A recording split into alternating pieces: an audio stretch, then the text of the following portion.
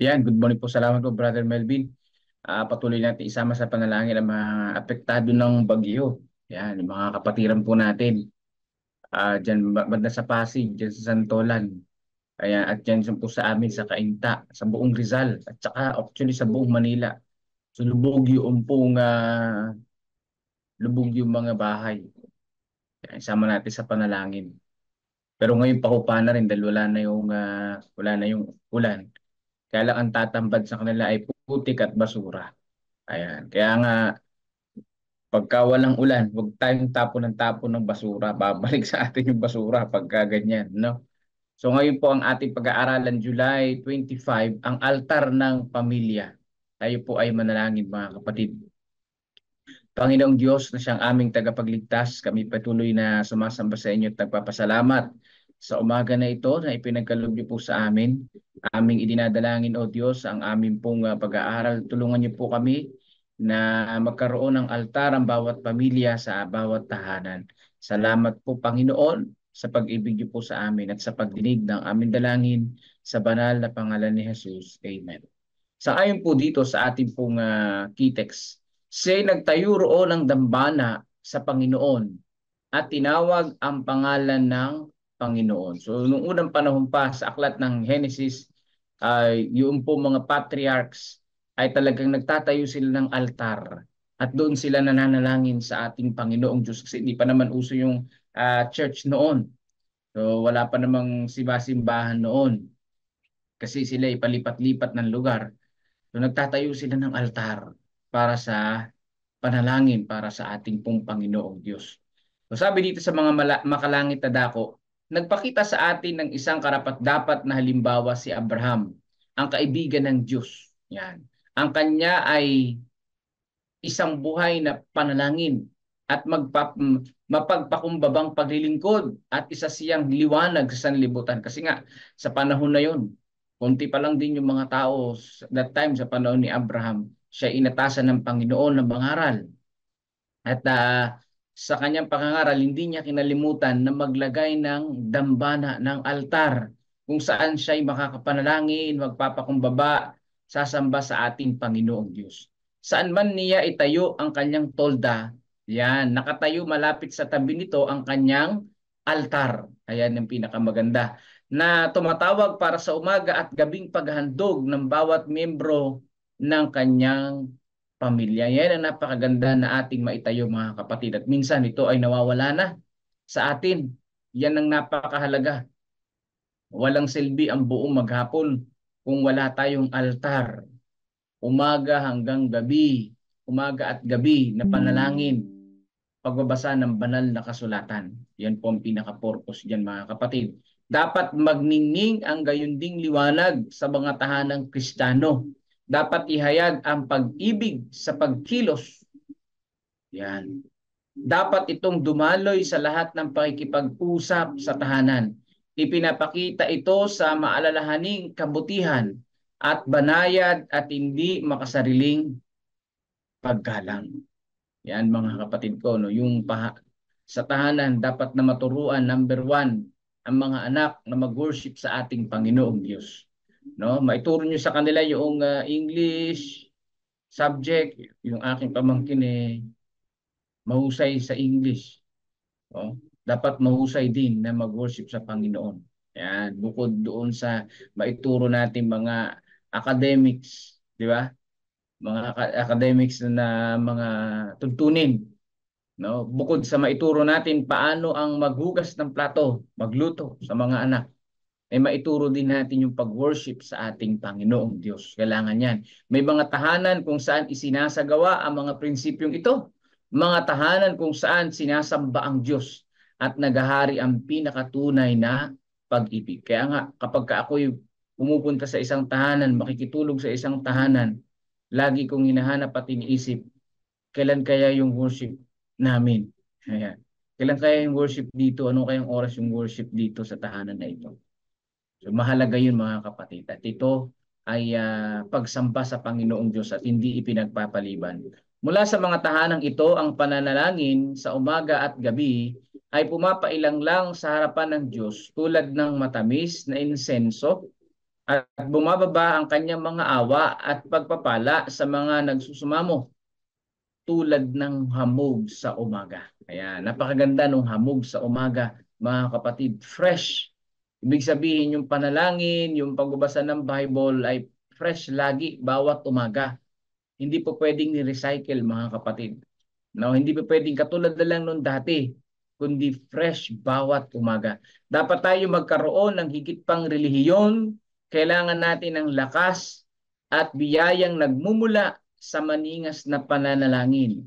Ang paraang ito ng biyaya ay nararapat gamiting masikap upang makamit ang kalakasang espiritual. So paano tayo lalakas espiritual, mga kapatid? Yung pong maningas na panalangin sa umaga at sa gabi. Kailangan meron tayong totoong relihiyon sa ating pong buhay. Hindi lang yung pupunta ka lang sa simbahan. Ang pagsamba sa Panginoon na hindi lang pupunta ka sa church tuwing araw ng Sabat, o Miyerkules, Friday. Hindi po, mga kapatid. Kundi bawat araw yan. Yan ang tunay na pagsamba sa Panginoon bawat araw. Yung pampito, yun yung buong pangilin, mga kapatid. Buong pangilin pagsamba na itinangi sa Panginoong Diyos. Bukod sa bawat araw na pagsamba natin sa Panginoong Diyos. Ano? Pero yung araw-araw na pagsamba, iba yun sa pagsamba natin sa pampitong araw. Dahil yung pampitong araw, inilaan nating na panahon yun, 24 hours, para sa ating Panginoong Diyos. Pero magiging meaningful yung pangingilin natin ng araw ng Sabat kung bawat araw, umaga at saka bago matulog sa gabi, ay merong worship, magiging meaningful sa atin yung pagsamba natin sa ikapitong araw sa ating Panginoong Diyos. Bakit? Dahil sanay na tayong sumamba sa Panginoon. Bakit ang iba mga tao ay yung ibang mga mananampalataya, half-Adventist lang. Hindi sanay sumamba sa Diyos eh. Di ba? Sa bawat araw, hindi naman sumasamba sa Panginoong Diyos. Sa umaga at sa gabi. Kaya, naboboring na sila. Di ba? Sa AY, umuwi na. Sa AY ay hindi na nabalik. Pero kung kayo ay nag-worship sa tahanan, hanggang AY ay siguradong sabik pa rin kayong sumamba sa Panginoon. Bakit? Sanay na kayong sumamba sa Diyos eh. Kaya nga, kung sanay tayong sumamba sa Diyos dito sa lupa, magiging easy na lang sa atin ang pagsamba natin sa Diyos pagdating natin sa langit. Eh, ang problema, maraming mga taong gustong pumunta ng langit, di ba? Ang paniniwala pa nga kapag namatay ang tao, pupunta agad ng langit. Talagang excited pupunta ng langit. Maraming mga taong ganyan. Pero hindi naman nagnanalangin, nag-worship sa Panginoong Diyos bawat araw. So wala din, di ba? Kailangan na kung gusto mong pumunta ng langit, worship sa Panginoong Diyos, di ba? Yan ang kalakasan ng ating spiritual. Hindi ibinababa ng panalangin ang Diyos sa atin, kundi itinataas tayo nito sa Kanya. Ipinauunawa nito sa atin ng higit at higit ang ating napakalaking mga pangangailangan at gayon din ang ating obligasyon sa Diyos at ang ating pagdepende sa Kanya. Yan po, mga kapatid, yung panalangin, itinataas ang ating Panginoong Diyos. No? Tayo ay dumidepende sa ating tagapagligtas at obligasyon nating manalangin sa Diyos. Obligasyon po nating lumapit sa ating tagapagligtas, mga kapatid, dahil siya ang nagbigay ng ating pong buhay. Inaakay tayo nito na madama ang ating kawalan ng anuman at ang kahinaan ng ating paghatol. Ginawa ng Diyos ang maningas na panalangin bilang kondisyon ng pagkakaloob ng kanyang pinakamasaganang mga pagpapala. So sabi po dito, mga kapatid, ang pagpapala ay makakamtan natin ng sagana kung lagi tayong nananalangin at nag-worship sa ating Panginoon. Ang problema, nauuna na yung TV, nauuna na yung panonood sa YouTube, nauuna na minsan yung pakikinig natin ng balita kaysa mag-worship sa Panginoong Diyos tuwing umaga at gabi. Huwag nating kalilimutan yan, mga kapatid. Isa itong pang-araw-araw na bagay. Bawat umaga, italaga mo ang iyong sarili at ang iyong pamilya sa Diyos para sa araw na iyon. Huwag mong ibilang ang mga buwan at taon dahil hindi sa iyo ang mga iyon. O totoo, mga kapatid, huwag mong ibilang yung ibang panahon. Kundi sa ngayong araw, itatalaga ang pamilya sa Panginoon. Kinabukasan, ibang pagtatalaga na naman yun. Sa susunod na taon, ibang pagtatalaga naman na yun. Hindi natin hawak ang panahon, mga kapatid. Kaya kinakailangan bawat araw sa ating buhay, tayo ay nag-worship. Isang maikling araw ang ipinagkaloob sa iyo. At sa araw na iyon ay gumawa ka para sa iyong sarili at sa iyong pamilya na parang huling araw na sa iyo. Isuko mo ang lahat ng iyong mga plano sa Diyos na isasagawa o isusuko sang-ayon sa isinasaad ng kanyang kalooban. Yan po mga kapatid ang pinaka the best na dapat nating makuha. No? Italaga. Bakit? Maikli lang yung buhay natin eh. Hindi natin alam ang buhay. Di ba? Yun ng pamilya na namatay, 11 sila. Halos 3 pamilya yun naubos dahil dun sa aksidente. Hindi natin alam ang panahon. Hindi natin alam ang buhay, mga kapatid. Hindi natin alam ang bukas. Kaya bawat araw itinatalaga natin ang ating sarili sa ating Panginoong Diyos. At bakit gabi? Tatalaga pa rin natin ang ating sarili sa Panginoon. Eh meron nga, di ba? Landslide, di ba? Natutulog yung mga mag-iina, nabagsakan ng pader. Yung iba naman, nabagsakan ng lupa. Patay.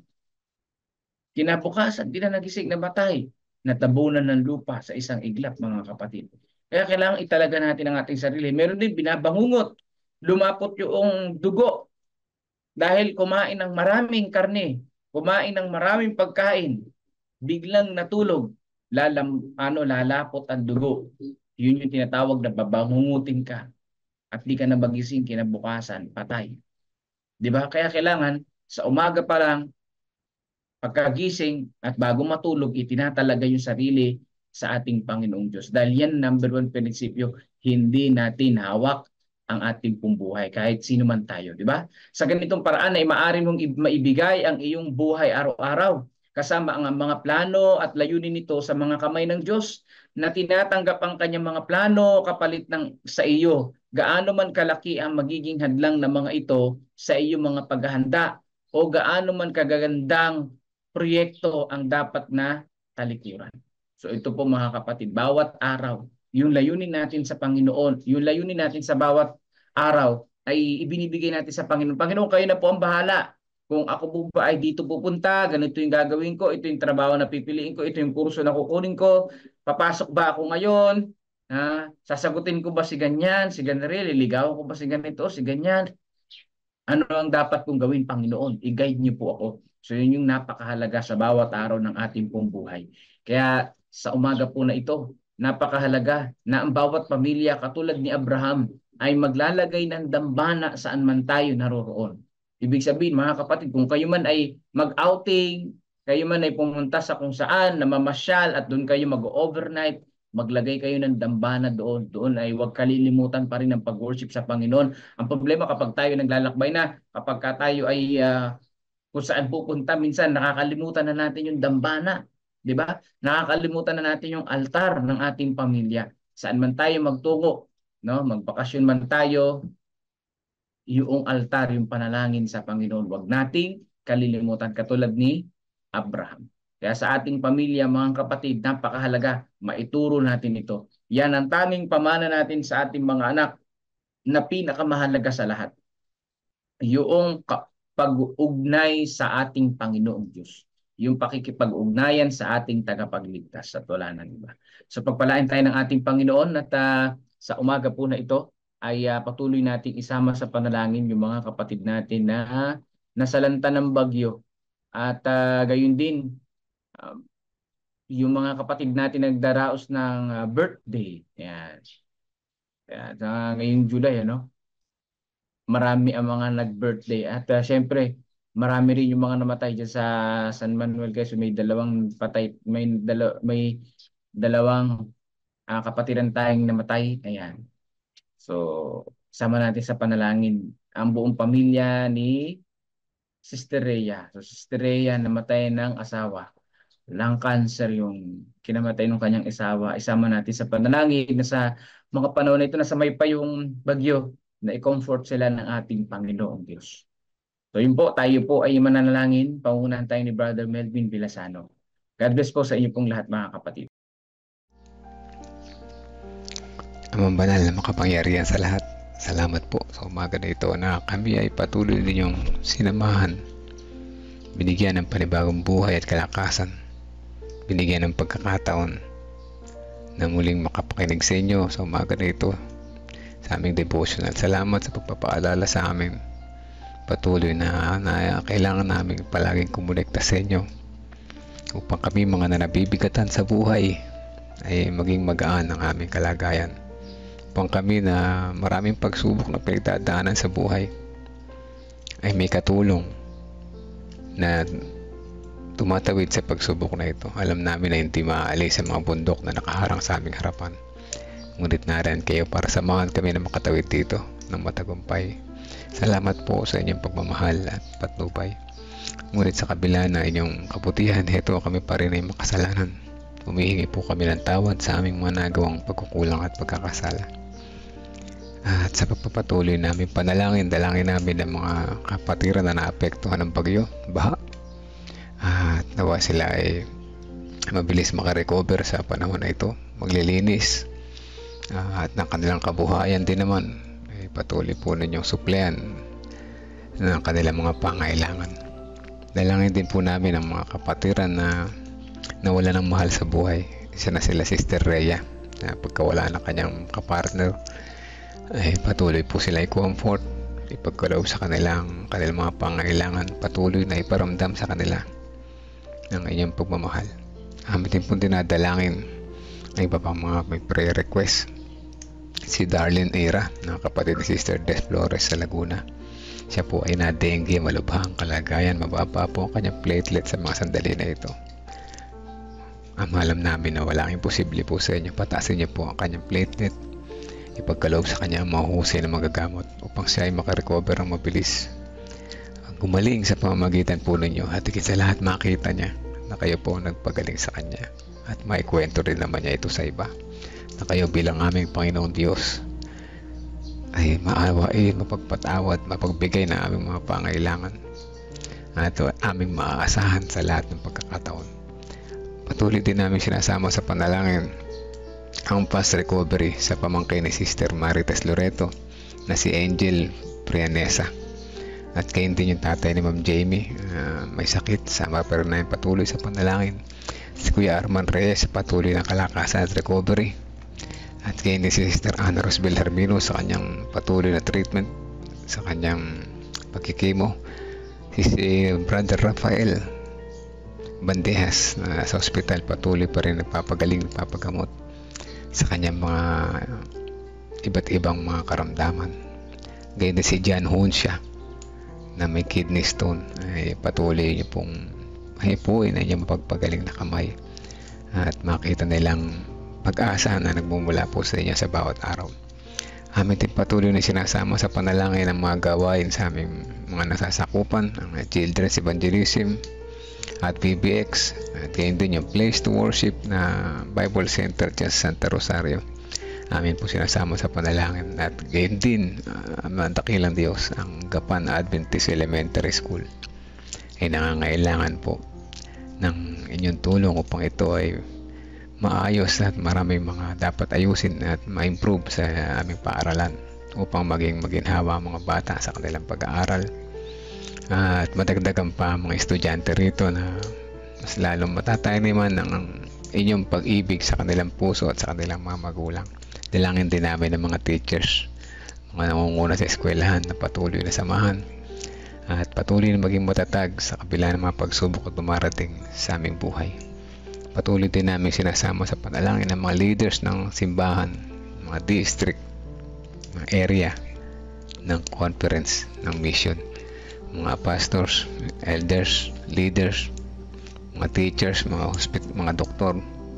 Ganyan din ang aming kapatid na gumagawa sa Bukirin ay samahan patuloy sa aming paggawa at maging matagumpay sa aming mga plano kasama po ninyo. At ganyan din ang mga pamilya na nakikinig ngayon ay panalangin namin patuloy ang kalakasan ng pangatawan at nawa ang bagyo na ito ay hindi na makapaminsala pa. At aming dalangin din ng good health sa family ni Sister Medin Peligro Cotao, Kinahara and Cory, sa family ni Ate Milen, kasama na rin yung kanyang mga anak, mga apo, mga manugang. Kalusugan din sa family ni Sister Rose Chris Encarnado, Sister Dang de la Cruz, at ang aming mga maliliit na hanap buhay pinagkakitaan. Samahan niyo po at upang ito ay masaging sapat sa aming mga pangailangan. Ganyan din yung family ni Sister Nipa Rivera sa Bukidnon. Si Tito Janet Salvado and family. Ganyan din si Rona, si LG, si Robert, si Bong Hunsha, Tacuevas family at Alcosaba family. Kasama na sina Ariel and Chona at ang mga kapatid na naghihintay ng aming baby. At sina Pastor Nelvin, si Brother Kevin, Brother James, Brother Nico ay patuloy namin sinasama sa panalangin. At ngayon din ng mga may karamdaman, kalakasan ng mga kapatiran at fast recovery.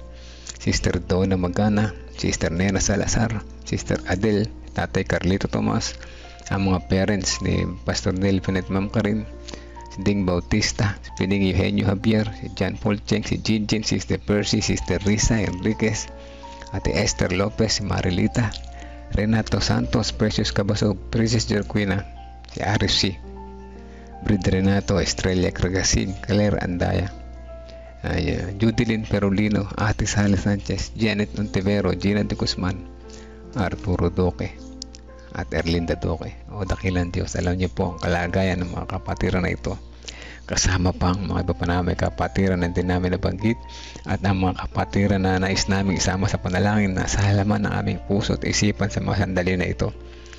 Kayo po ang magbigay sa amin ng aming mga pangailangan, dahil alam na namin na kayo the best na magbigay ng plano sa amin. Huwag niyo po kami hayaang masilo ni Satanas sa mga pagsubok na ito na dumarating sa aming buhay, bagkus palagi kami magtiwala sa inyong karunungan, pagmamahal. Ito pong aming dalangin sa pangalan ng Jesus namin tagapagligtas. Amen. Amen.